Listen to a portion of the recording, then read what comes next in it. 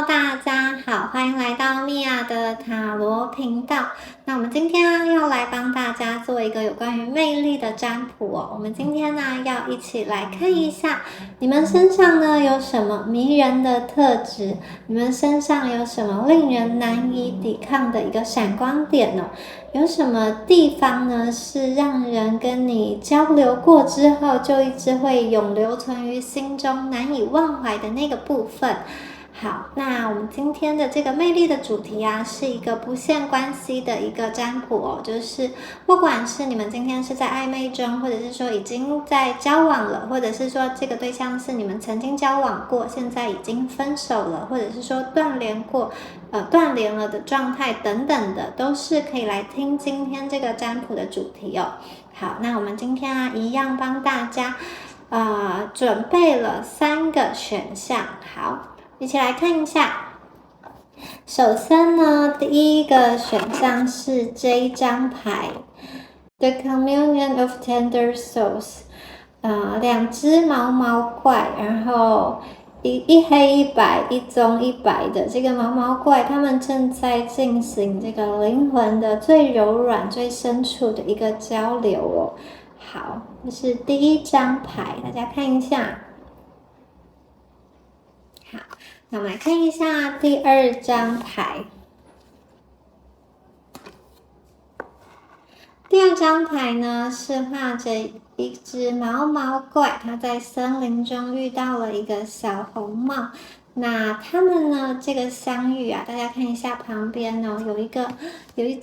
长出一株4叶草，所以他们的相遇是一个 The Fortunate Companion， 他们是一个很幸运的陪伴，他们在这个寂静的森林中相遇了，然后决定彼此要一起走下去。好，这是第二张牌，大家看一下。好，那我们再来看一下第3张牌。哇，第3张牌它是在一个晚上，大家可以看到有很漂亮的一轮明月，一轮满月哦。他说呢 ，Your presence is a gift to others。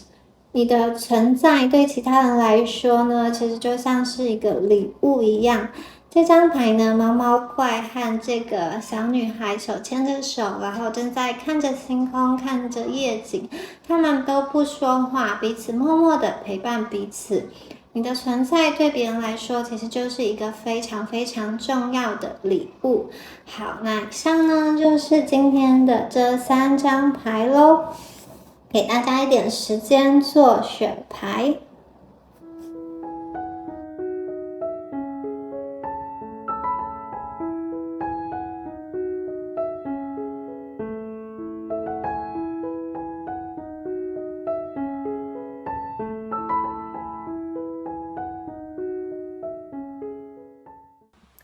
好，第一组的朋友们，我们一起来看一下你们的牌哦。好，我们第一张牌是 The Lovers 恋人牌，第二张牌是星星牌，好，第3张牌是 Justice 正义牌，好，金币七 Seven of Pentacles。好，圣杯七 Seven of Cups， 接下来是圣杯5 Two of Pentacles， Elder of Wands， 隐士牌 Hermit， Child of Cups。 好，这一组的牌你们的能量我们一起来看一下。好，首先呢，我觉得选到第一组的朋友啊，你们的这一组牌的能量给人的感觉是那种，我觉得非常的这种宁静，非常的恬淡哦，然后有一种给我感觉是一个很优雅的一个气质哦。如果是女生的话呢，我觉得很像是小仙女啊、小精灵的这种感觉。那如果是男生的话，我就会想到这种传统的英国的绅士哦，有一种温文儒雅，然后干干净净的，然后有一种书卷的气息在。然后啊，我觉得你们在跟人的相处上啊，是那一种不是非常的计较，然后也不是那一种会很容易跟人起冲突的。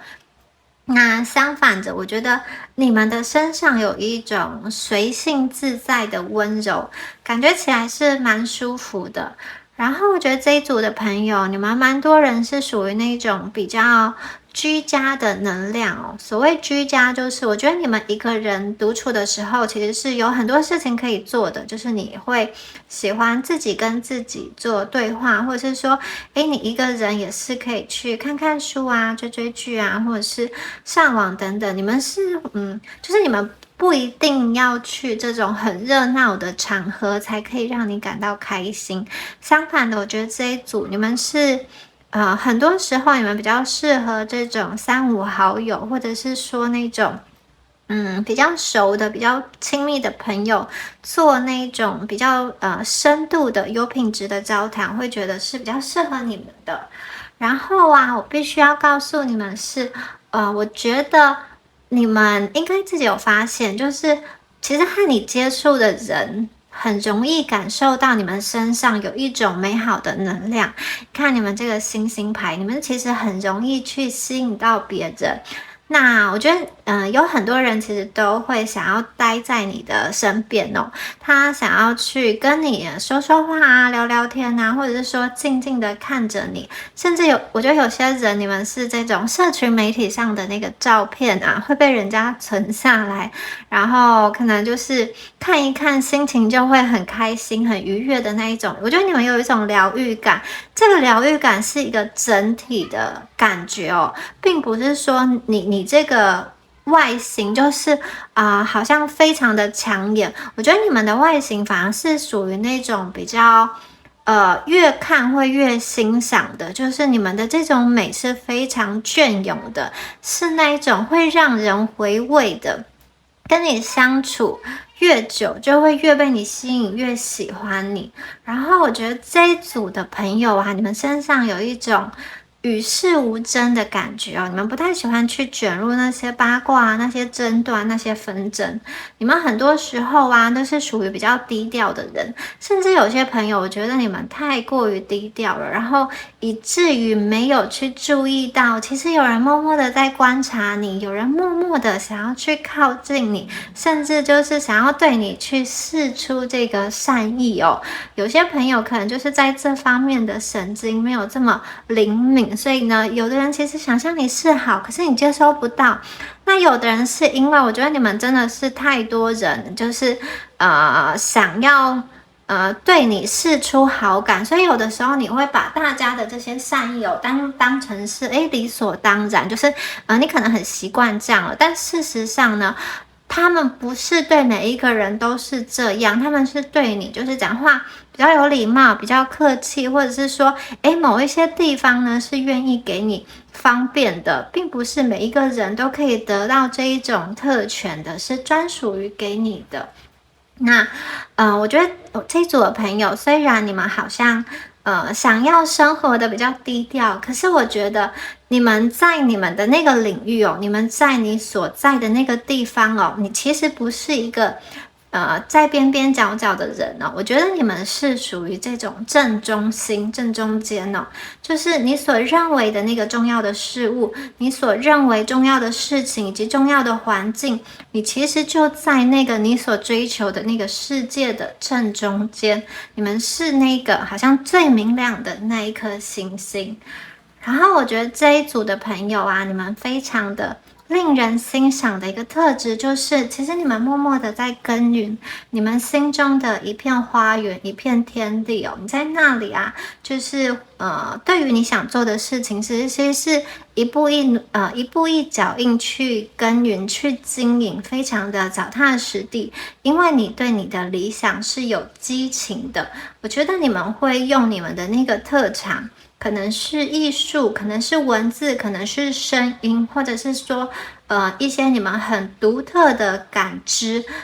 你们的一些特别的这个特长来去传播爱，来去散播爱。那我觉得呢，你们在另外一半的眼中，你们在这个对方的眼中啊，你们其实是一个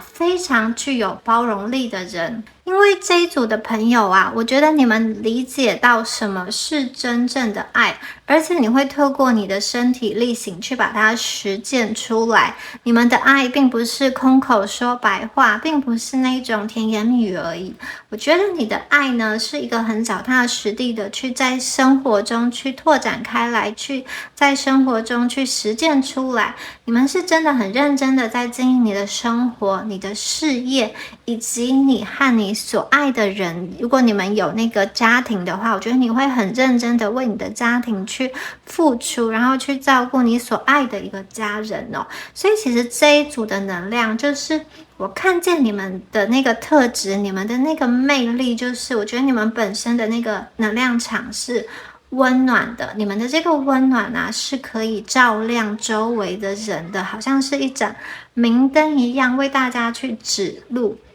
而且我觉得你们心中哦，其实有一把尺，你们有一把正义的尺哦，你们会蛮有智慧的去避开一些会让你好像卷入到负能量的事物，像是别人在说闲言闲语，或者是在说八卦，或者是说呢可能会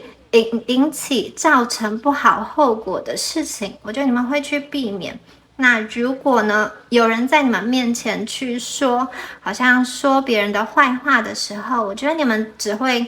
礼貌性的跟他笑笑，可能社交性的点点头，你们不会去附和。而且我觉得这一组牌的人，你们很重要的一点就是你们心中有一个这种定性，你们心中有一个自己的正义，你们心中有一个自己的随性自在。我觉得这个是经过时间的历练的，好像一个体悟吧。有些朋友你们还在这条长成的路上，然后最终啊，我看到的你们那个成熟的样子是，我觉得你们会以心中的那把尺为准。其实你们越来越不在意别人对你的一个看法，就是说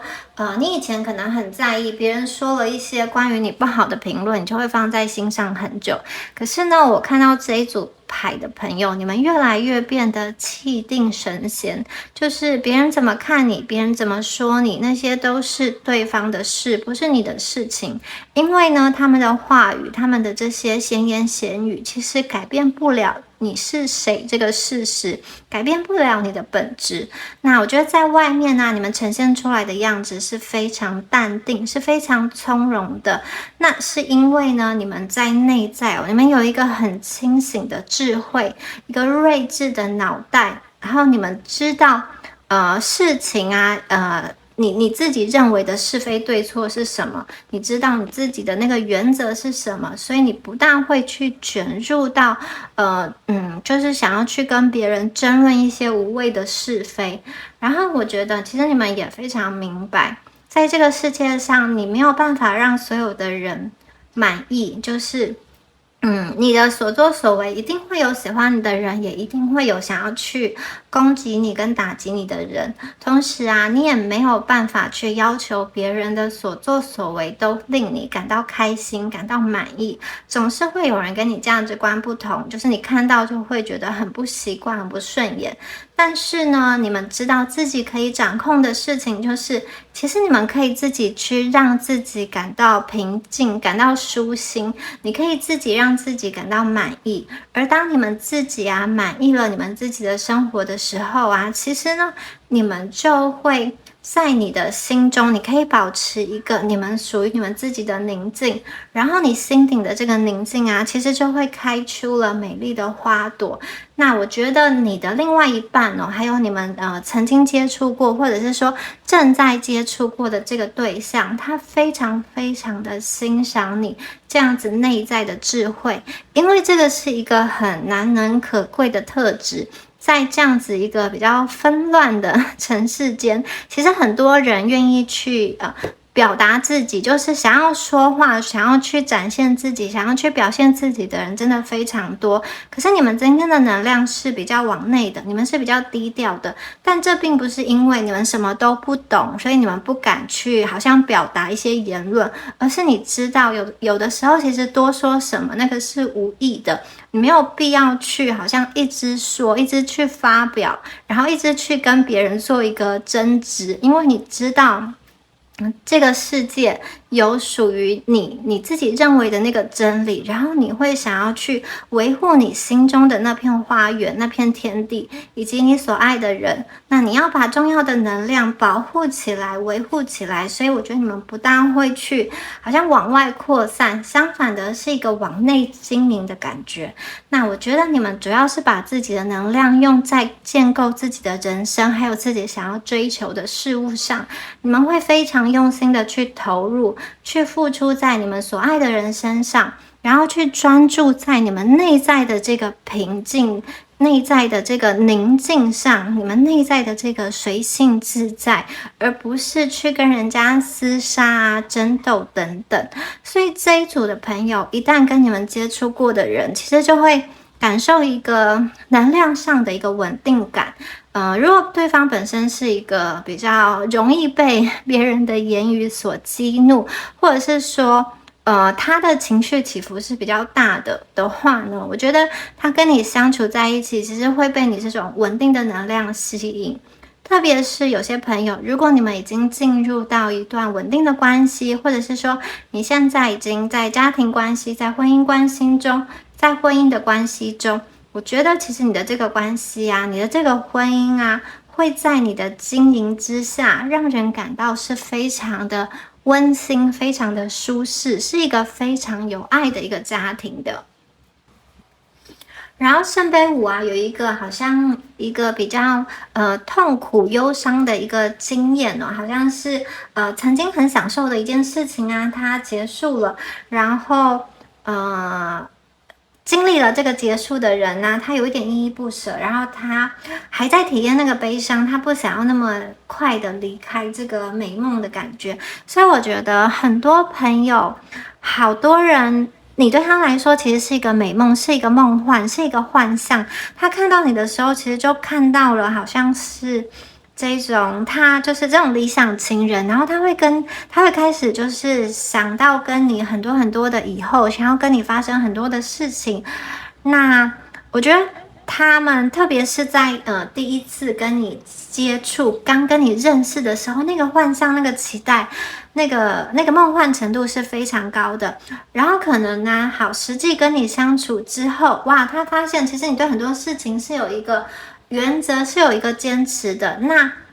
如果说两个人的这个原则，两个人的坚持是没有办法磨合的很好的时候，我觉得其实你们某一方面也是蛮理性的，就是你们不大会好像为了一份爱，就是把自己的尊严践踏到尘埃里，就是很无条件的去配合。所以有的时候你们的那个坚持啊，其实会让对方感到又爱又恨。一方面他其实很爱你那个成熟的理智啊，还有你的一个稳定的能量啊，但是他会觉得你下决定的时候啊，好，能不能再多多的考虑到他一点哦？那他有的时候会觉得你在下决定的时候啊，你在看事情的时候啊，你在分析事情的时候，可不可以不要这么聪明，不要看得这么通透啊，好像他都要被你看透一样。然后这就是有一个又爱又恨的感觉，就是你的那个梦幻面其实还是存在的，可是你们背后又是非常理智成熟的，这样子对对方来说其实不是这么好掌控。所以他如果要跟你好好经营起一段感情哦，他自己也必须具备一个对等的能量，才可以跟你达到平衡跟和谐。不然有的时候他在你们身边会显得他可能比较幼稚，或者是比较可笑，或者是在感情上啊，很多时候啊就会觉得自己好像比较小家子气嘛，或者是说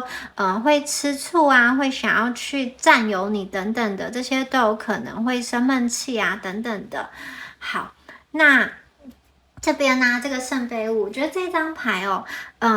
很多时候指的是你可能呢无意识的在内心中隐藏着一些悲伤，然后这个悲伤啊，可能是你过去背负的一些重担，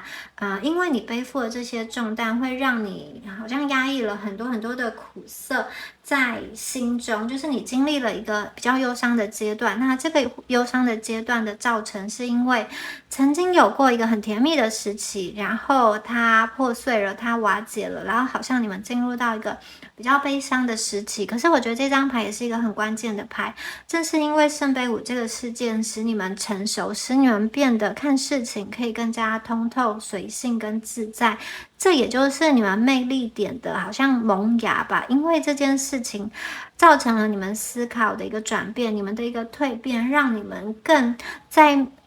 魅力程度上加分跟加值哦。因为你的这个生命的能量啊，有了一个好像不同的角度、不同的高度来看待你的生命。那有的人我觉得圣杯五这张牌啊，指的是你们让别人经历了一个很哀伤、很忧伤的一个阶段呢。就是如果你跟你的这个恋人啊，你们曾经有过一些难过的事情，有过一些误会的事情，我觉得确确实实对对方来说，他也受伤了，他也伤得很深，他也有很多的眼泪，不管这些眼泪他有没有说出来，我觉得他确实在内心中是有纠结的，是有压抑的。那我觉得他也会有一点负气的感觉，他觉得哇，这个是一个让我曾经觉得很美好、很梦幻的人，然后我对他有很多期待，我想要跟他走下去，可是不知道为什么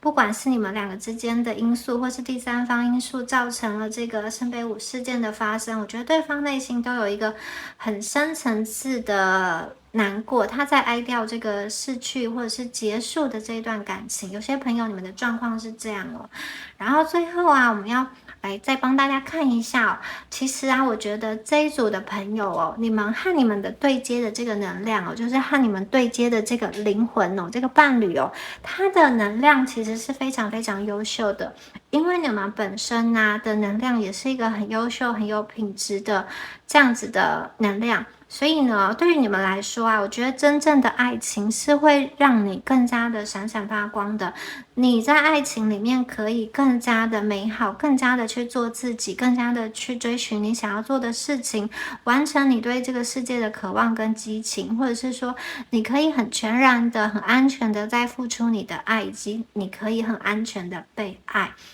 所以如果说呢，你们曾经在一段感情中你觉得你必须要去压抑住自己的光芒，去配合对方或者是说常常要压抑自己真心想说的话，然后去说一些好像类似讨好对方的话，然后去想一些究竟要做什么样子的举动，我才可以去得到对方的青睐，这样子的事情的话呢，它其实会有点像是把自己的频率拉低，然后把你自己弄得很累。那我觉得如果是这样子的连接的话，这个人可能不见得是你们真正适合的那个爱情因为我觉得跟你对接的这个人的能量，它其实是非常的，也是一个非常厉害的，也是一个非常成熟的灵魂。也有可能是你们过去的这个人，他也一样跟你们经历了同样的打击之后，他也会有所成长，他完成了他的课题之后也会有所蜕变。也许当他蜕变之后，他长成的那个成熟的灵魂就变成是一个可以跟你们互相连接，可以跟你们互相疏通的那样子的一个缘分所以我觉得你们这一组第一组的朋友，你们绝对要相信自己，你们的光芒是非常美的，你不要自己去灭了自己的光，相反的要将它更加的发扬光大。你们必须要爱自己，你们必须要喜欢你自己，你要勇敢的保持你身上的闪光点，继续做那个最好版本的你自己。我觉得你们遇到的这个人，好，有些朋友你现在已经遇到，有些朋友你可能现在还在等待，我觉得他一样是有着非常优秀的光芒，甚至有的人他的光芒是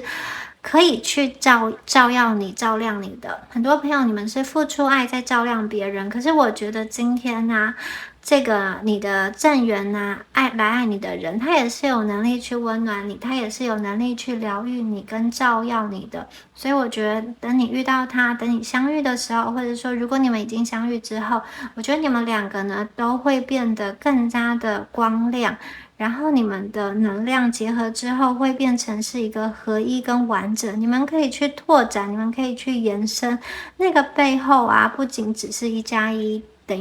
我觉得那个背后是一个无垠的、无限的，可以去想象的、很宽广的一个美好。所以你们千万不要好像降低自己的标准，勉强自己配合一个其实令你已经不大开心，然后又不知道怎么继续的感情，可能他真的曾经很美好过，但是现在走位了。如果他是一个会让你持续不舒服的能量关系的话，我觉得他其实不适合你们的，因为等着你的人其实是一个非常优秀的人，然后也在能量上可以匹配你的人。他不需要你一直去照亮他，因为他本身也有光，他是可以和你互相去回应，互相在夜空中去照亮彼此的。好，以上啊就是有关于第一组朋友们你们今天的解牌啦，希望今天的解牌对大家有帮助哦。如果你喜欢我今天的影片的话，欢迎帮我按赞、留言或者是订阅，那就祝福选到第一组的观众朋友，我们下次影片见咯，拜拜。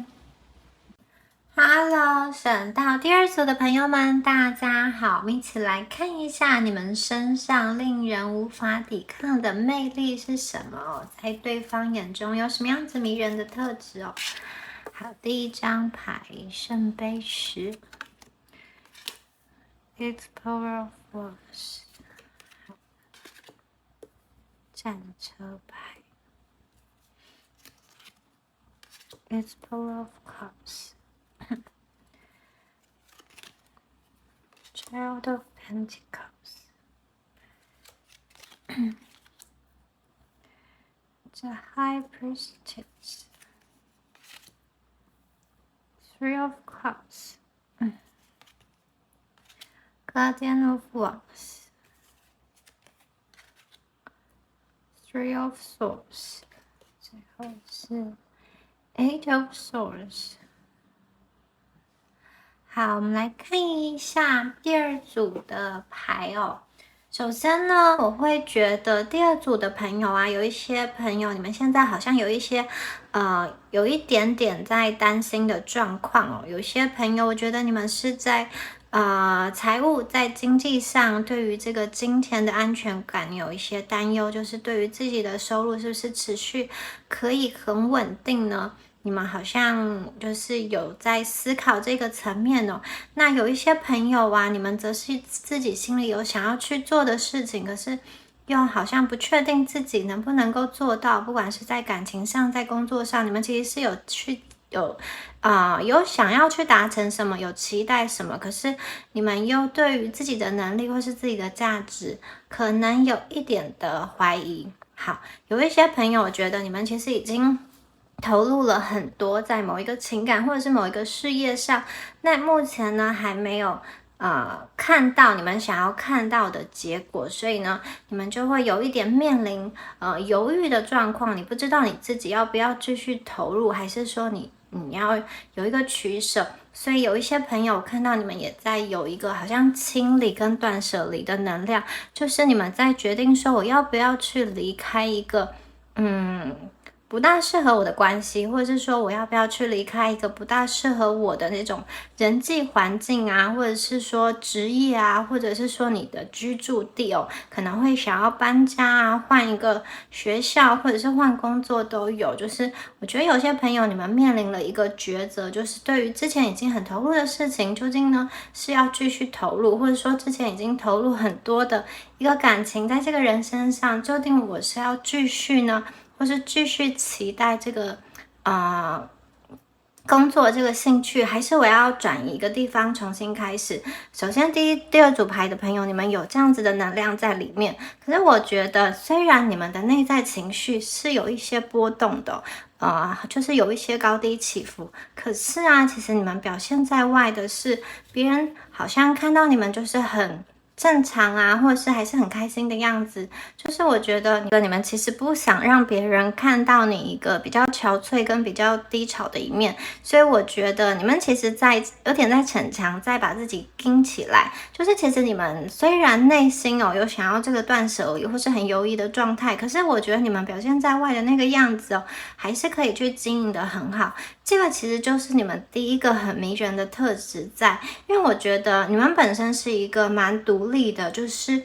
不管是在情感上，或是说在经济上，你们都很希望你自己可以不要太去依赖别人。如果是你自己可以完成的事情的话，你尽量的都自己完成。我觉得你们是那种溺水了也不大会想要去跟人家求救的人，就会自己去看看哪里有救生圈，或者说我自己在努力的就是脚踢一下游一下等等的。你们大多数啊，不管是在感情上遇到的苦，或是在心理上遇到的苦，都会自己把它吞下去，默默的吞下来。你们不大会去大声嚷嚷说哎呀你让我很痛苦，或是去跟别人抱怨说我的这种目前的状况很糟啊，然后希望大家一直去听你的苦水。我觉得你们比较不是这一种就是想要大家来对你伸出援手的人。那你们大部分都是倾向独立可以完成的工作，你们比较喜欢这样子的工作，因为有的时候这种团队合作牵扯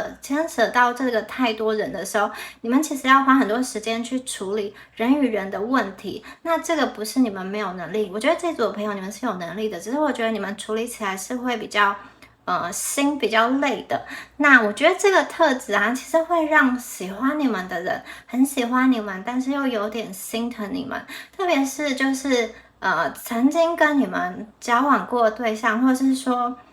曾经暧昧过，或是说你们现在正在暧昧，或是说正在交往的对象，我觉得你这个特质啊，是让对方会觉得蛮心疼的。特别是如果他真的有看懂你，真的有读懂你的话。而这种特质啊，有的时候一开始的时候他会想要去试着看到你内心深处的那个柔软跟脆弱。可是如果你们就是一直把对方推开，好像装没事的话，我觉得久而久之，对方好像也就习惯你们是一个很独立很坚强的那个样子，然后就忘了你们其实内在也是有一个比较脆弱的那一面就是比较需要人家呵护。其实你们某些状况啊，也是很希望遇到一个人，他可以让你依靠。比如说就像是白马王子，或者是说像一个什么样子的人，他来拯救你，或是说他来陪伴你特别是你在比较脆弱跟比较低潮的时刻，我觉得你真的会需要有这样子的一个力量，好把你拉出来。其实你们内心是有期盼的但是我觉得你们比较压抑自己，就是说外显出来的样子啊，其实你们是那种好像是很坚强，然后又很懂事很独立的。所以有的时候啊，在这个感情的交流上如果对方啦没有太去读懂你的话，他真的就会把这个外在的这个坚强，它当作是你的一个魅力点的来源，没有错。可是他就会忘记背后你们内在又有一个需要呵护的一个小男孩跟小女孩，反正好像就很习惯的去怎么说呢？依赖你，或者是说习惯你不大需要照顾那个情感或是经济的那个状态。好，那但是我觉得，如果今天对方他呢，是一个读懂你内心的人，他真的会很心疼你，他会很希望可以成为你内在依靠的一个对象然后我觉得这组的朋友很多时候啊，你们那个迷人的特质在于你习惯在这种关系中，或者是团体中，或是家庭中，你们会习惯当一个给予者。就如果你有能力的话，你其实是蛮愿意去给的。然后你其实也很就是独立，你给的比较多，然后有时候接收的比较好，比较少，或者说你不大习惯开口去求助求援。但是如果你看到别人需要帮忙的时候，你又觉得我不帮忙好像说不过去。如果我有能力我又不帮忙，好像不到你们的内心就会有所挣扎。那其实这样子而言啊，外人对你们就是外在的人看到你们，或者是说感情的对象跟你们连接之后，他其实蛮欣赏你们这样子的特质，然后对你们这样子的特质其实也是有一点又敬又畏，因为他知道你们是一个很独立的人，今天你们不需要他，其实也可以活得很好。那今天你们选择跟他在一起，或者是说，放下一定程度的这个坚强跟他连接，其实是他的一个幸运，因为他是一个特别的人，你们才愿意这样做。所以我觉得，其实他会在感情上，因为你的这个特质，因为你的这个魅力，给你一定程度的一个尊重，他不大敢乱来哦。那基本上你们这一组的朋友啊，在生活上，在工作上，在那种人际处事上，我觉得应对进退上，其实都是可以蛮成熟的。那你们这种成熟，有的时候会让人让人觉得，好想要。好好的抱抱你们，或者是说叫你们不要再这么硬了。有事情其实可以说出来，没有关系。而且我觉得这一组的朋友，你们不敢说，是因为你们内在好像有一个比较缺乏安全感的部分。你们可能曾经有对别人说过你们内心的脆弱、不安全感，可是说出来的结果可能是不好的。这个不好不是说对方。不愿意去接住，可能是对方没有能力去接住，他没有成熟到可以好好的去接住你、聆听你，他可能吓跑了、走开了，或者是说他也不知道怎么面对那个比较阴暗的部分。所以我觉得有些朋友你们是吐露过真心之后呢，然后展现过脆弱之后，因为没有得到好的回馈，所以你们选择更加的把那个壳啊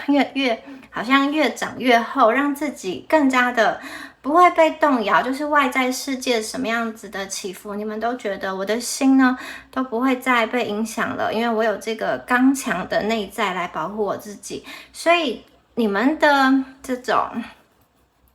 你们的这个好像壳下面啊，其实还是有很多很柔软的东西，但是你们不想要让它表现出来，你们表现在外，就好像这个好战车一样，好像这个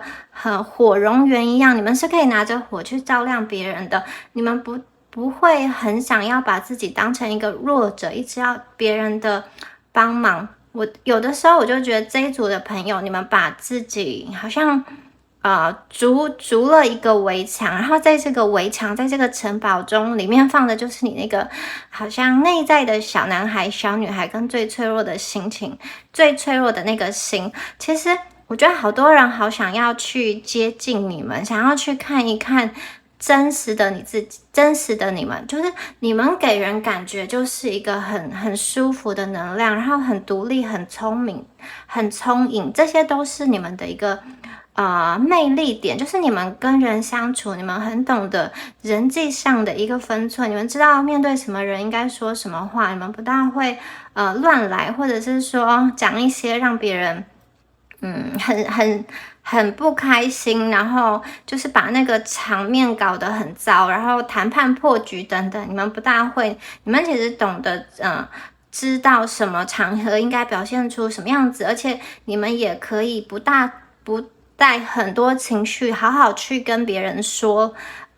分析事理，特别是在感情，你们可以很平静的，然后去跟对方谈论一些比较严肃的事情。这个其实是对方非常非常欣赏你的地方，因为你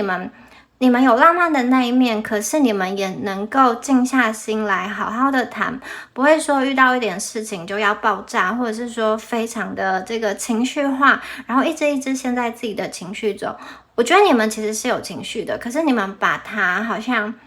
把它压下来，然后你们会拿出你的理智的那一面，跟在感情中跟对方去沟通，所以我觉得对方会觉得这个特质是他很难在别人身上去找到的。也许他遇到的人都是一个比较会容易跟他所求的人，或者是说比较会让他需要去照顾的人。可是今天呢，你们的这种独立坚强，以及你们这种这种会照顾人的一个特质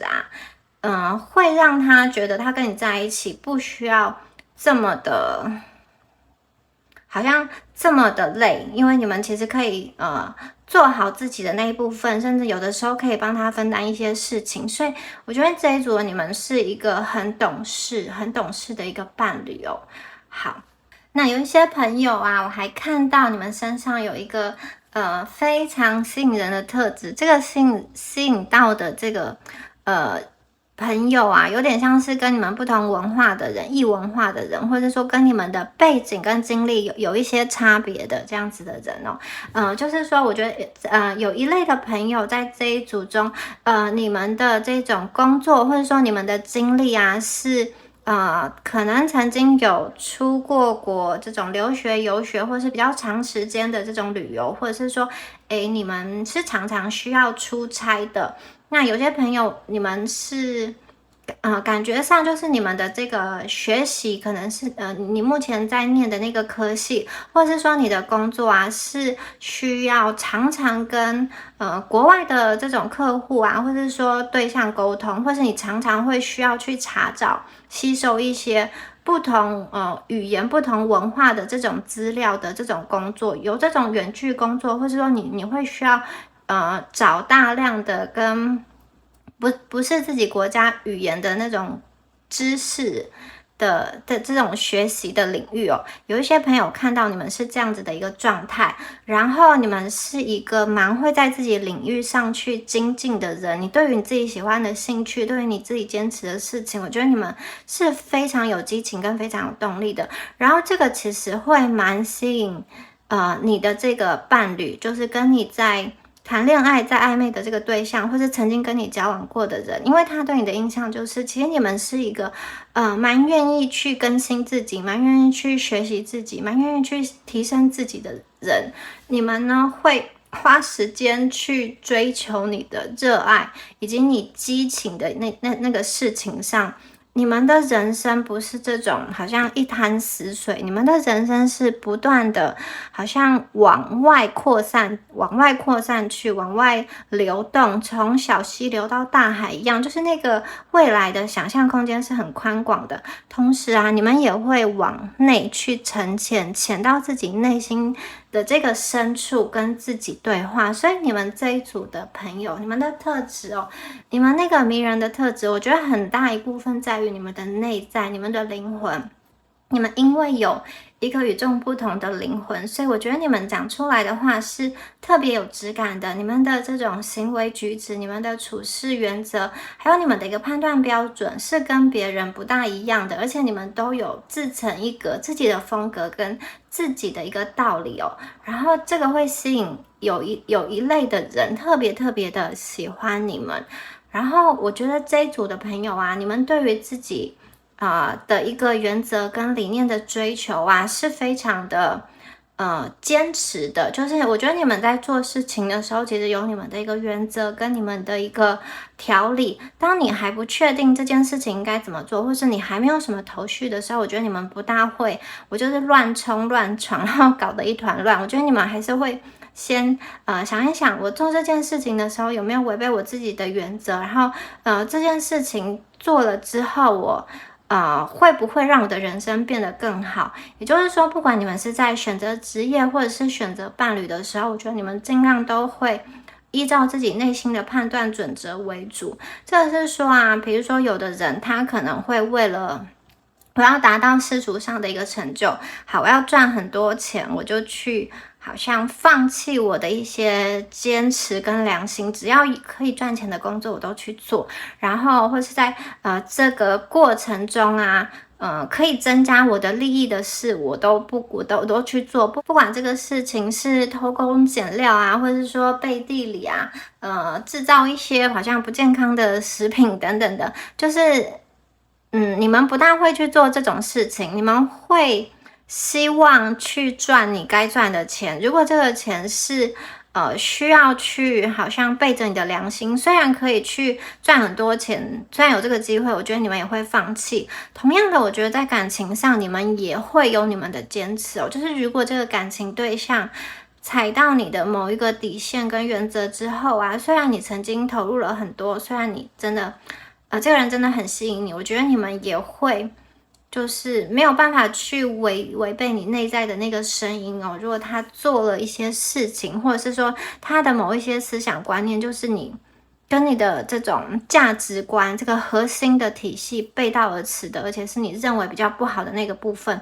我觉得你们会放手，你们会想要去断舍离掉。那也因为这种好像是敢爱敢恨，然后以及会依照自己价值观作为判断的标准，我觉得这个是你们非常让人想要去靠近的一个特质哦。因为这样子的人在这个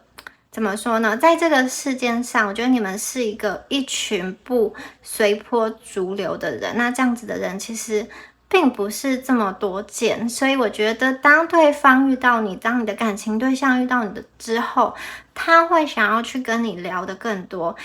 一开始可能是因为外表的一个吸引，外表的一个关注，接下来我觉得他会想要去理解你内心究竟在想什么。而且我觉得这一组的朋友，很多时候你们会是别人很好的一个，好像是导师吧，就是别人会想要去跟你请教一些知识，或者是说一些生活上或者是说怎么说人际处事，或者是说某一方面专业的知识，可能是投资啊，可能是运动，有的人可能是对于穿搭特别有概念等等的。就是我觉得你们在这个某一个领域啊，会是别人去请教的对象，而且你们也会愿意去把你知道的东西去告诉别人。我觉得这一组的朋友，你们有一种就是很特殊的这种人生的这个智慧，这个智慧不是那种我在学校考试啊书本中可以学习的，它是要在生活中真真实实的活过，才能够淬炼出，才能够洗涤出的那个智慧。因为它需要经过时间沉淀反省，然后以及你自己的思考，自己的一个好像内在跟自己的对话之后，你得出了某一项智慧，这个智慧是非常珍贵的。所以我觉得这样子的特质啊，会使别人想要去请教你，别人想要去跟你吸收，跟你学习。就像是同样的一个领域，比如说你的这个专长好是在怎么说，你的专长是在建立自我的形象，可是你们切入的方式会跟其他人不同，以及你们表达的方式会跟其他人不同，所以呢，这个就是你们跟别人不一样的那个特质，那个特点。因为你们除了那个好专业的知识之外，你们多了那些人生的历练，所以你们讲出来的东西是可以好像客制化的，因地制宜的。我觉得你们在这个处事上是知道怎么样察言观色的。在感情对象也是，我觉得其实你们是会去观察对方，然后去给予对方他需要的那个安慰。所以对方一旦体验过你这种温柔，体验过你这种特质迷人的特性之后，他其实会陷得蛮深的，很难以自拔。但有的朋友啊，你们不一定会运用这样子的能力在所有的人身上因为怎么说呢？因为你们遇到的每一个对象，不见得你都很爱，就是有的人可能没有那么爱，但是就好，我先交往看看。我觉得你们的这种察言观色、体贴，还有这种好像包容、理解的特质啊，你们是可以做到很极致的。可是我觉得那个只用在你很爱他的人身上。那如果今天这个人就是我还在观察，我觉得你们可能会把这个能力先好像关起来收一半等等的。好，但是你们是有这样子的这种潜质在的，所以就算收起来一半啊，这个展现出来的光芒也是非常的吸引人。所以我觉得跟你在一起，或是说暧昧，或者是说交往过的人，他其实蛮喜欢跟你聊天，因为跟你聊天是可以让他觉得很舒服的。你们有能力去向下兼容，就是这个领域或是说这方面的知识，对方不懂，你也可以讲得很清楚，或者是说，如果对方是他的某一个层级在你之上，你其实也能够去倾听。你也能够去做很好的一个提问，所以跟你的聊天是非常舒服的。你们在这种人际关系上是蛮具有体察大局的一个能力，是那种很灵活的。你们的这种应对进退啊，还有人缘应该都非常的不错。你们有这种特殊的这种天赋，可以去知道，这个人可能是哪一类型的人，然后他喜欢什么，然后怎么样跟他讲话，或者做什么事情对他来说是比较投其所好的。所以我觉得你们基本上只要你们愿意啦，在这个人际关系上，其实都会做得不错。那其实整个表现出来的给人的感觉就是，这个人是一个非常的，好像在人际上是一个蛮，跟人家相处都，非常和谐的人，不大会有人就是好像特别的想要去骂你们或是指责你们，除非这个人本身是嫉妒你们，或是他心术不正，总是会有一些这样子的人。所以呢，我觉得你们这样子的特质哦，你们这样子跟人相处的一个特质，其实也是你感情对象喜欢你的一个原因。他觉得你蛮贴心的，而且你们有的时候就是会想要让那个大局，想要让那个气氛更加圆融，你不大会去好像直接的表达自己的喜好跟感受，很多时候你会把这个团体，或者是说把这个目前的这种关系局面，还有大家的想法为考量，或者是说放到你自己前面，所以在这个背后啊，其实就是感觉上你们会有愿意去牺牲，或者说不得不去牺牲来去好像成全某一个局面，或者说维系某一个关系吧。那我觉得你们会考虑别人多一点，然后再考虑自己。那这一组的朋友啊，其实想要跟你们说的是，在感情中啊，在关系中啊，你们把自己放到前面一点的位置，其实会比较好，这样子的关系比较不会失衡。因为呢，我觉得就是你们这样子的特质，一开始非常的吸引对方，可是我觉得有的时候久了。对方如果习惯了你这样子的，就是付出啊，以及你这样子隐藏自己的感受跟需求之后，有的时候关系的能量是不对等哦。有的时候你们付出太多，也不见得是好事，因为对方就失去了去爱你们、去看见你们需要的能力，他也会觉得他在这段关系中是不是不被需要呢？他在这段关系中是不是就只能当一个好像索取者呢？这样子他也会让他觉得自己好像没有。就是自我价值感会比较低落，有的人会是这样，那有的人他习惯这样子的状态之后啊，我觉得这样子的关系的能量就会变成一高一低，反而是很不平衡的。那这样子的不平衡长久下来，我觉得你们其实也会不舒服的。所以我觉得你们要让对方去看见他需要去做的一些事情，然后你们也要把你们的好像脆弱面适时的显现，你要让对方有机会去表现。你有些东西，你有些不满，你其实也要适时的让对方知道，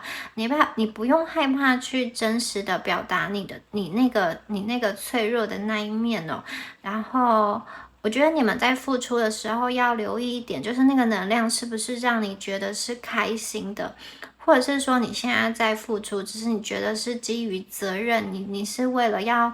好像维系这段关系啊，或者是怕对方会不开心而去付出，这样久而久之，对方其实也是会感受到的。所以重点就是你们要开心，要快乐，然后其实你跟对方，我觉得是可以达成一个很平衡的一个状态，这个状态是双赢的。不是说你一定要做很多这段关系才会成功，或者说不是说你们一定要去把自己改变，说我一定要变得很有钱，我一定要外表是怎么样，或者说我的个性一定要变成怎么样，我才会有很多人爱。其实我觉得，这组牌的感觉就是你们本身就是你们一开始就是圣杯十，其实本身呢，你们想要的东西，你们都有能力可以去显化出来。好，你们不需要太过去跟别人争抢，因为那些东西本来就是存在的，本来就是你的，你不需要从别人那边去拿。不管你今天想要的是金钱，或者是说爱，还是其他的东西哦。那你今天如果有些朋友，你一直觉得，我现在生活中就是没有显化出圣杯十我想要的东西啊，我觉得那就是你们想要去，好像从别人那边拿你想要的东西，或者是说你一直觉得你自己很匮乏，那个不安全感的那个不确定感，会使你好像一直有一点像是东抓一点，西抓一点，来满足内心的那个洞。那我觉得这一组的朋友，你们其实要给自己多一点点的时间去独处，特别是你要知道你跟谁在一起的时候，那个能量是最开心的，已经做自己做什么样子的事情的时候，你是最舒服的，然后你会想要去持续的做下去。我觉得如果你在一段关系中还在挣扎，还在纠结的话，你还不知道怎么走，你们其实也是可以停下来，给自己多一点时间，等到你真的想清楚了，再去做决定。因为这个纠结啊，其实也是一个断点，你可以稍微的休息一下。而且有的时候宇宙会设下一些阻碍，这个阻碍并不是要去让你冲得头破血流，而是它可能要保护你，告诉你说，这个后面可能有悬崖，我请你不要去了，你可以绕路，你可以看看现在有什么比较轻松、比较顺流的路可以去走哦。那这一组的朋友啊，其实有的时候啊，在关系中的一些不安全感，或是说在关系中的一些竞争者，可能是你们去想象出来的。有的朋友可能你会觉得说，没有啊，我的关系真的是曾经好像有人有想要去介入，还是怎么样？但是我觉得这一组的朋友啊，有的时候重点呢，其实不是说关系中真的有没有那个外在的这种竞争的能量进入哦，因为有的时候你们心中的这个不安啊，其实也会被显化出来。你越担心的事情，它也是会被显化出来。那我觉得这一组的朋友啊，重点还是你跟你自己的关系，以及呢你跟对方的一个连接哦。那你们其实是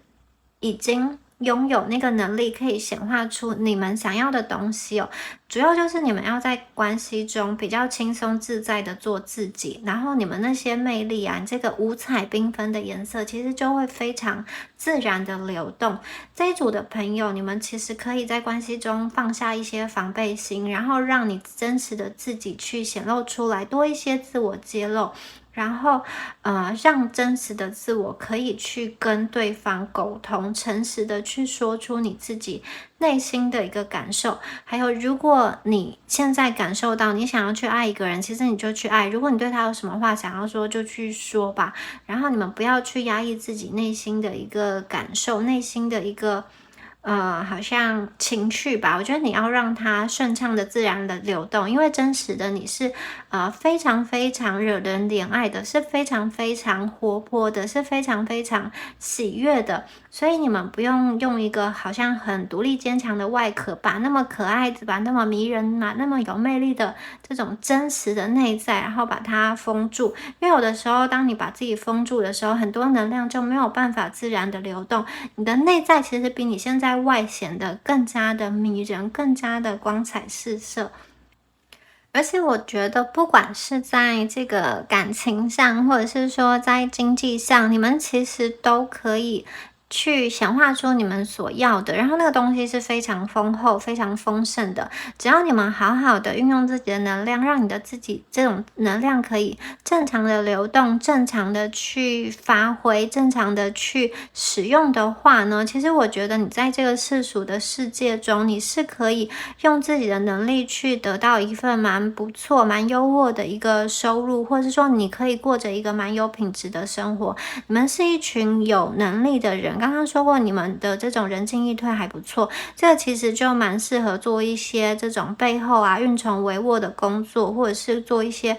规划或者说沟通的。其实你们是有这样子的能力去成就大事，或者说你们可以穿针引线，帮不同的资源做一个对接接口。那在感情上，我觉得你们其实是有那种有那种成就跟圆满，特别是这种家庭的那种幸福哦，我觉得到最后啊，你们得到的那个幸福是可以双全的，是可以两全其美的。就是说，你不用说我今天好像去显化了我美好的家庭之后，我的这个财务就比较弱，或者是说啊，我今天可能要为了去追求我的这种财富啊、成就啊，我就必须要放弃我的家庭，放弃很多很多自己内在啊、自己的兴趣等等。我觉得其实你们是有能力将这10个杯子都融合得很好，将它们的色彩都发挥得很好，然后互相影响、互相发挥加成的效果。你们内在是有这样子的能量哦，所以要放下你们的不安全感。不管你们过去啊，在生命中、在感情中经历了什么，我觉得跟你们对接的那个能量的那个对方啊，他呢也是蛮有这种圣杯10的能量，他也是一个丰盛跟丰厚的人。所以我觉得如果这个人他在关系中让你感到也是一个舒服，而且是这种加成的能量，很可能这个人就是一个属于你这种正缘，比较类似正缘的一个能量。还有在遇到正缘的时候啊，那个能量就像是圣杯3一样，它是一个共享的快乐，绝对不是一个压抑式的讨好。这一点呢，也是分享给你们，让你们可以留意一下的。好，以上啊就是有关于第2组朋友们今天的解牌咯。那如果你喜欢今天的影片的话，欢迎帮我留言或者是按赞订阅。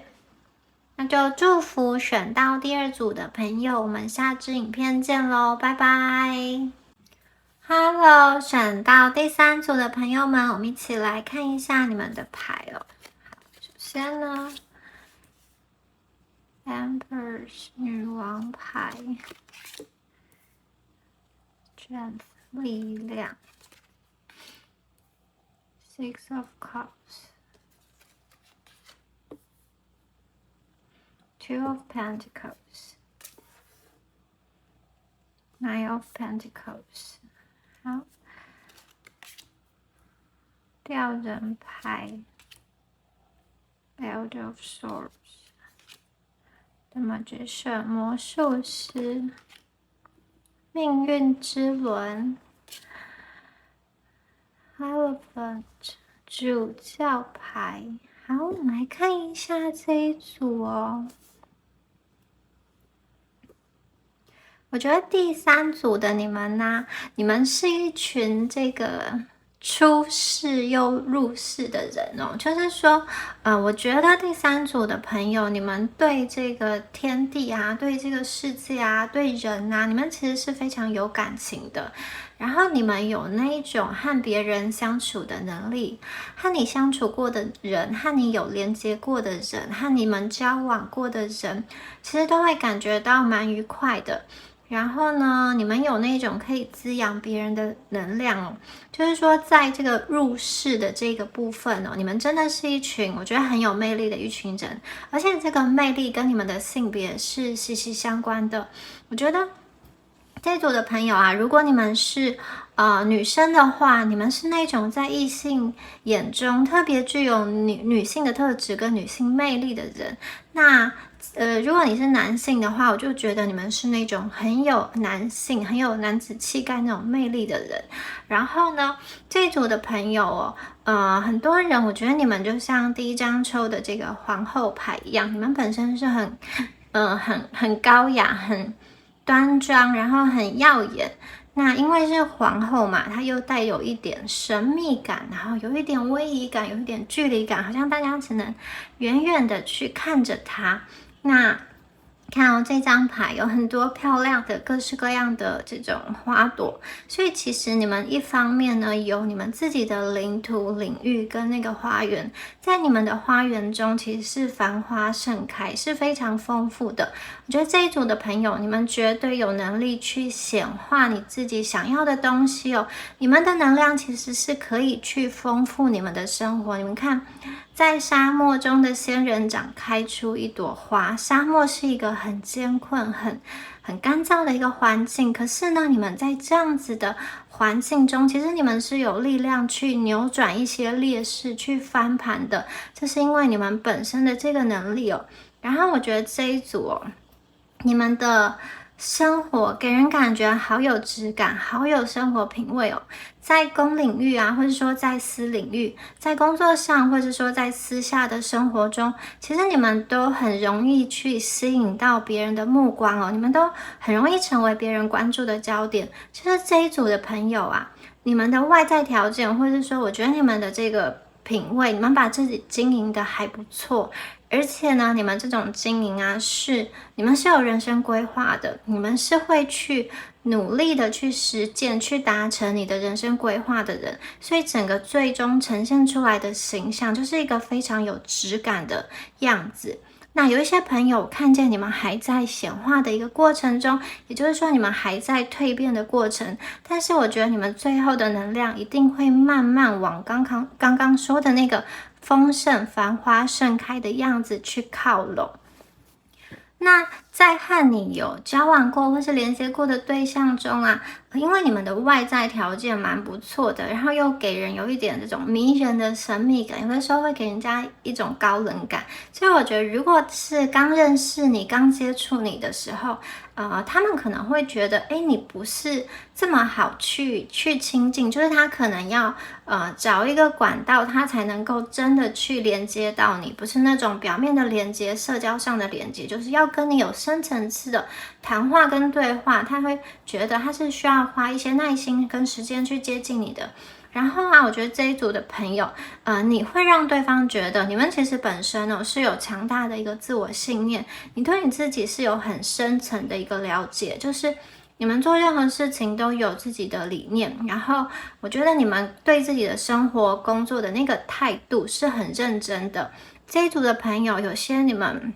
感觉上还蛮忙的，就是在生活中会像陀螺一样转来转去，有很多地方需要去顾。有的朋友你们是那种闲不下来的人，没事也会让自己找一些事情，让自己处于活动的那个状态哦。不过我觉得你们忙起来的时候是非常快乐的，因为你们会找一些让自己感到开心快乐的事情去做。然后我觉得你们也知道你正在做的事情啊，其实是在一步一步的前往你所想要的那个生活，所以你在做事情的时候，其实是去一步一步去创造、去显化你的理想，让你的生活变得更好。所以在你的爱人眼中，在你的伴侣眼中，在曾经跟你有过连结、交往过的人眼中，他们其实觉得你在用心投入一件事情的时候，你在用心生活，你在用心工作的时候，那个时候是非常非常的有魅力的，你们是光芒四射的。然后我觉得对方他很喜欢听你去讲述那些你有热情的事情哦，或者是说有关于你的一个兴趣。有的朋友你可能是好喜欢旅游，你在讲述旅游的时候，你在规划的那个细节的时候，你就会跟他分享很多你之前曾经去过的地方啊，或者是说你的兴趣是潜水啊，然后你想要到不同的地方去潜水，你想要考证照等等的，就是你在讲述你喜欢的事情的时候，还有讲述你你工作上你有什么样子想要去达成的理想的时候，我觉得对方会看见闪闪发光的你，他会被你眼神的那个光芒所吸引、所折服，他非常喜欢看见你们有自信的在实践你的理想跟你的目标哦。然后这一组的朋友啊，我觉得你们在感情关系上并不是那种完全很主动的人，因为其实我觉得你们的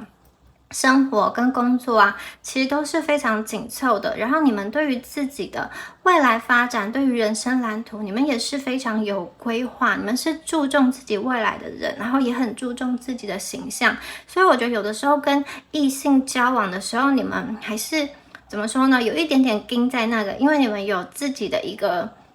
坚持跟想法，就是如果你觉得对方今天呢还没有准备好，或是说他的心态还在犹疑的话，你不会想要跟他亲力建立一个连接，你自己也会观望，而且我觉得你们也不会随便让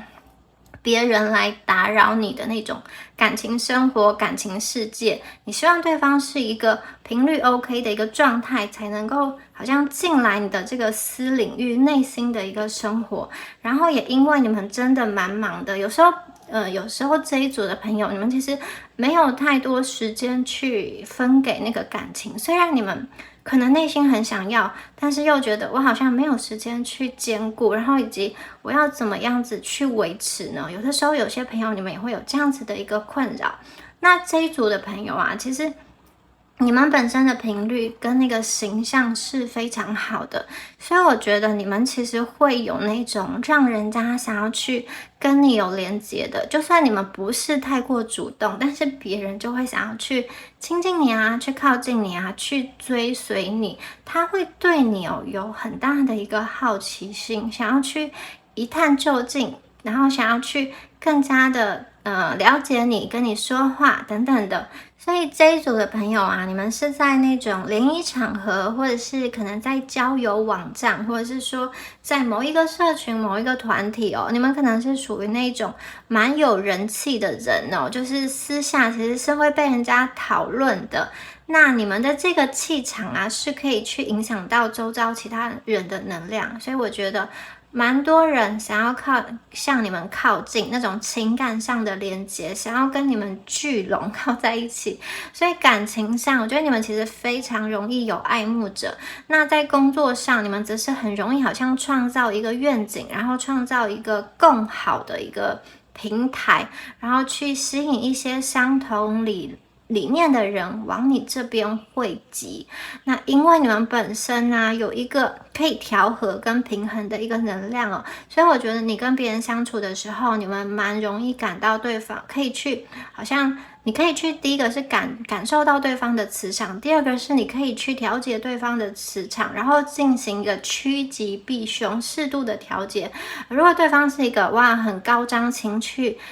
绪高昂的人，你就会用缓和的态度跟他沟通等等的。所以总体下来，你们把自己经营的蛮好的，然后在外在是一个很体面，然后蛮有形象的人。那有些朋友你们会稍微有一点高傲高冷的感觉。那综合这些魅力点啊，其实你们是非常有层次、很立体的一个人哦，就很像是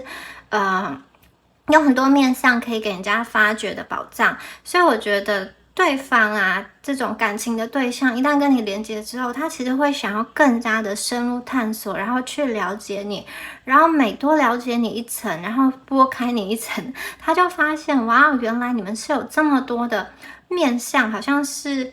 一个非常有趣，然后非常值得好像细细品尝的这种感觉。那刚刚说过嘛，你们非常的优秀，但是呢你们也是有那个比较出世的那个部分，就是远离城市的那个部分，远离这些世俗的那个部分哦。这边有一张影视牌，然后这边画的是这个外太空哦，从这个地球的角度来看外太空。好，那在这样子一个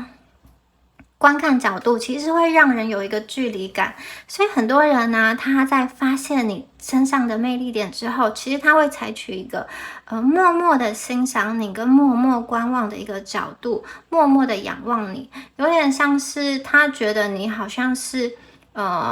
距离遥远的一颗星星一样，然后他去看着你，他可能难以触及，所以他也不确定自己有没有办法把你据为己有。也有可能你今天连接的这个对象，你们的生活圈就是真的比较遥远的，或者是说你们目前的联系上是有被阻隔的。那在座的朋友啊，你们有的时候给人感觉太过理性了，然后太过不食人间烟火。就是说，我觉得你们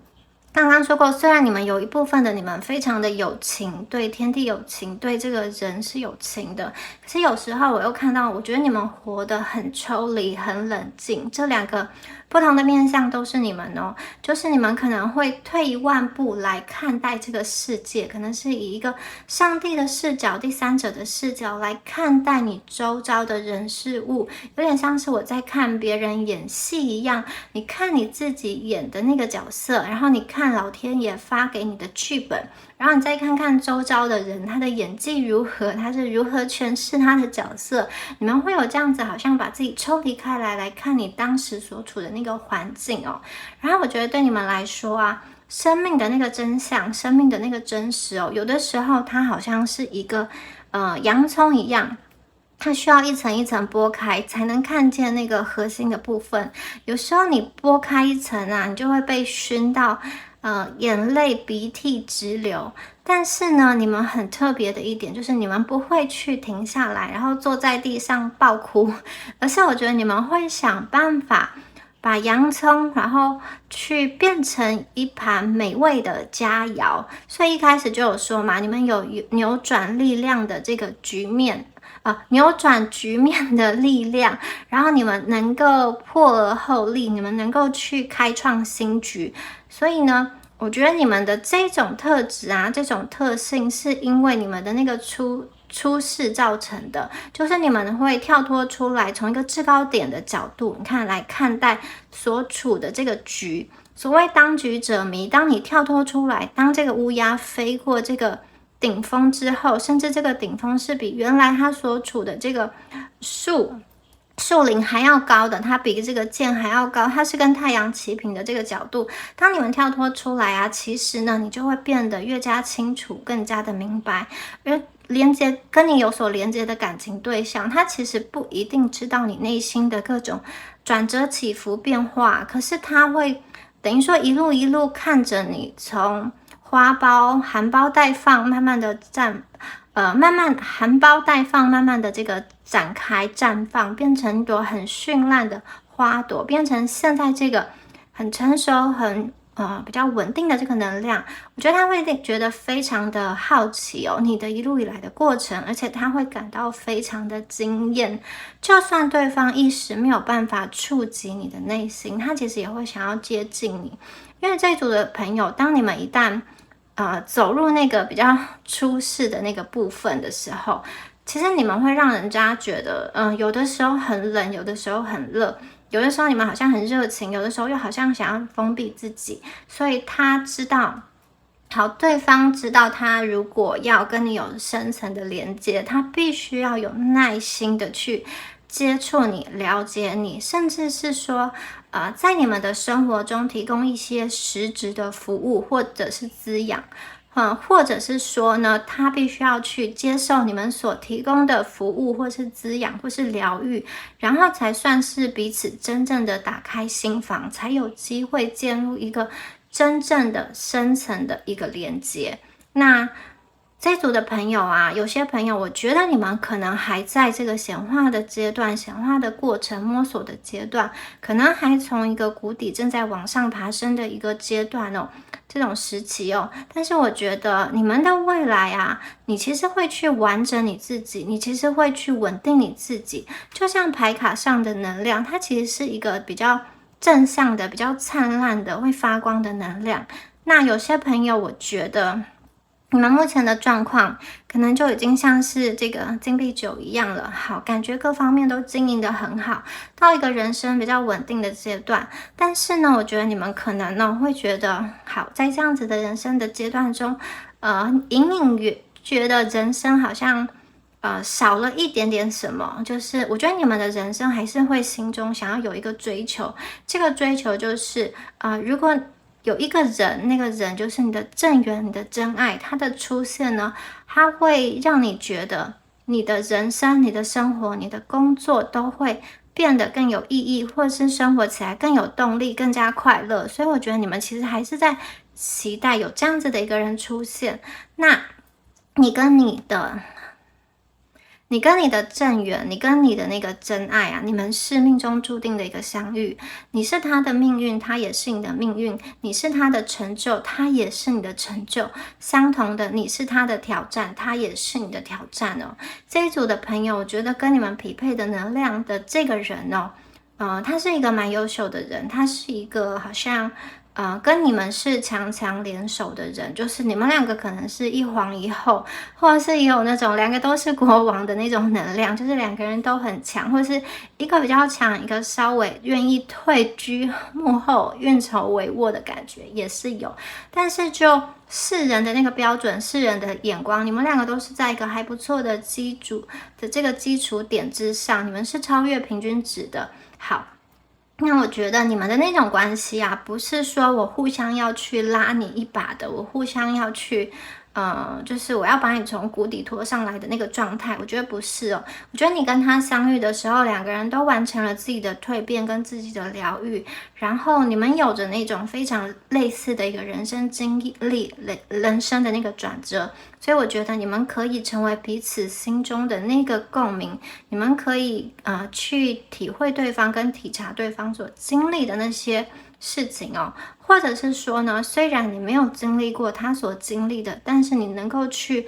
共情共融，你能够去同理他。反之亦然呢，我觉得这个人也是一个具有理解力、一个包容力的人，我觉得他是一个有故事的人。好，那我觉得你跟你的这个匹配的能量啊，其实你们是一个蛮互相吸引的能量，而且是这种热情的吸引，就是你们两个对彼此的热情哦，一旦相遇之后就会开始旋转，然后会开始被点燃，然后越烧越旺，然后越转越快的感觉哦。那你跟他的连接啊，就像命运之轮一样，这个连接是非常深刻、非常难以分开的。那我们这边呢，出现了 Six of Cups。这个有一个怀旧的感觉哦，一方面代表的是这一组人你们是非常对人事物是有情的，然后你们是很珍惜回忆的。另外一方面，我也觉得代表说有些朋友啊，你们有一些缘分很深的旧人，此时此刻呢，他还在想念着你，感觉上你跟这个旧人啊，你跟他在人生的旅途上，目前呢，好像还在破关斩将，然后你去体验，他也去体验，去经历他所要去经历的那些课题。然后我觉得你跟他有一段时间哦，可能就像这个星星一样各自闪耀，或是说在宇宙中两个不同的星球孤独的自转，那隔得很远也没有什么交流，你们可能会有这样子一段比较隔阂的时间。但是呢，我觉得当这个魔法出现了之后，魔术师嘛，好，它是一个强大的显化的能量。当一切因缘具足之后，当你们两个频率对了之后，我觉得这个人会在一个正确的时间回归。然后呢，这个时间点是一个你们已经心中好像已经有定见了，你已经清楚明白自己的人生方向跟时刻了，你已经找到自己的去处跟归途了。当你完整了自己之后，当你完整了自己之后，这个触发就会被启动。然后我觉得很大一个程度来讲，这个是一个你跟他在人生中能量比较成熟跟平稳的一个阶段。所以我觉得很多朋友你们正在往这个阶段去发展，然后你们会放下一些过去让你觉得纠结的东西哦，展开一个更加独立跟强大，像皇后一样子的能量哦。你不仅可以滋养你自己，你其实也有能力去滋养别人。那我觉得你跟你的这个正缘的能量是一个心心相印的一个能量，你们两个结合的那个能量场哦，我觉得放出来的光芒是很强大的，而且不只可以去滋养你们两个，不只可以去照亮你们两个，其实它是一个可以扩散到周遭身旁的人。然后我觉得你们的爱情跟你们的财富跟你们的这种工作或是家庭生活都是息息相关的。你跟他很适合去共同创造一个事业，这个事业可能是说你们两个共同创业，或者是说呢对方在外，然后你在内，或者说你在内，对方在外，就是一个往前冲，一个做辅助的角色都有可能。那我觉得这个人身上是非常有潜质的，然后他也很努力的在他的人生的道路上，好像走了蛮长的一段时间的。他也需要一个人来填补他内心的这个缺。我觉得他跟你其实是非常相辅相成的一个能量。那他跟你的人生的轨迹、人生的道路，有一些地方、有一些节点，其实是非常非常相似的。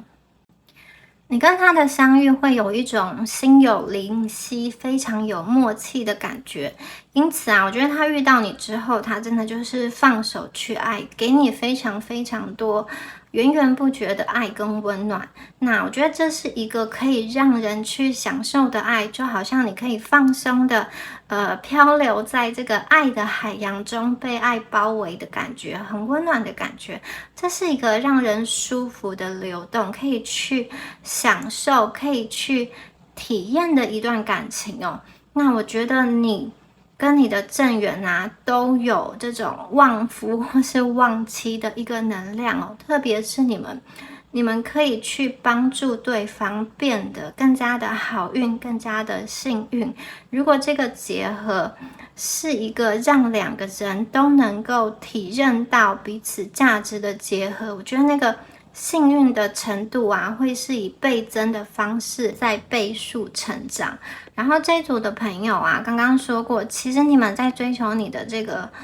生活事业，你在投入你的这个所热爱的事物的时候，其实是非常非常有魅力的。所以我觉得很多朋友啊，你们遇到这个正缘的时间哦，可能是你们正在专注你在开创一个副业，或者说你在经营自己，你在想要转换跑道啊，你在